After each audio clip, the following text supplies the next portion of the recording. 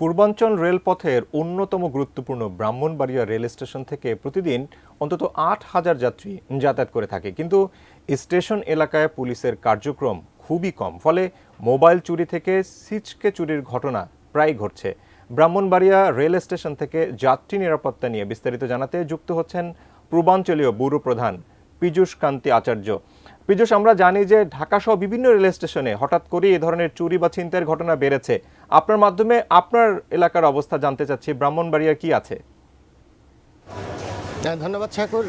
আপনি যেমনটি বলছেন যে ব্রাহ্মণবাড়িয়া এই যে রেল স্টেশনটি এবং ভৌগোলিক কারণে পূর্বাঞ্চল রেলপথের সবচেয়ে গুরুত্বপূর্ণ এই ব্রাহ্মণবাড়িয়া রেল স্টেশন।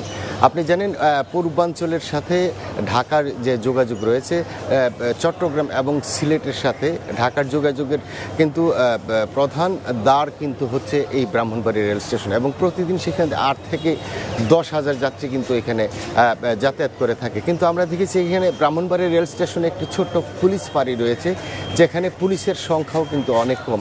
আমরা আজকে প্রায় ২ ঘন্টা ধরে কিন্তু এখানে ব্রাহ্মণবাড়িয়া রেল স্টেশনে রয়েছে, কিন্তু একটি পুলিশও কিন্তু আমরা এখানে দেখতে পাইনি।